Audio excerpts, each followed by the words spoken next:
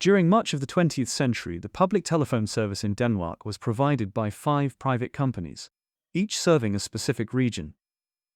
2 of these, KTAS in Copenhagen and Jydsk Telefon in Jutland, have become well known for having sold their retired telephone sets to restorers and retailers in the USA and elsewhere. As a result, the KTAS M35 is probably one of the best-known magneto sets in the world.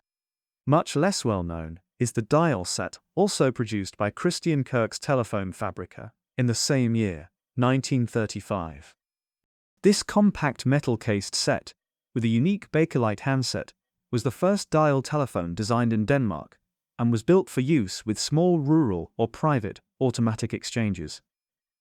The metal case and Bakelite handset are typical of the period, but the shape of the handset is conspicuously different to its contemporaries. Housing an inset transmitter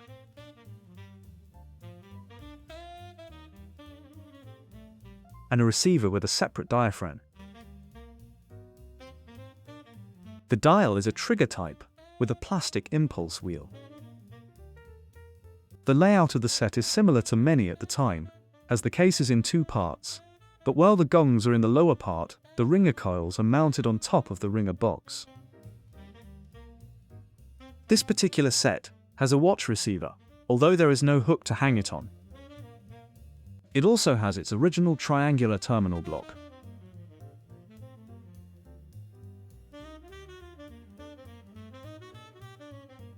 And here is a short demonstration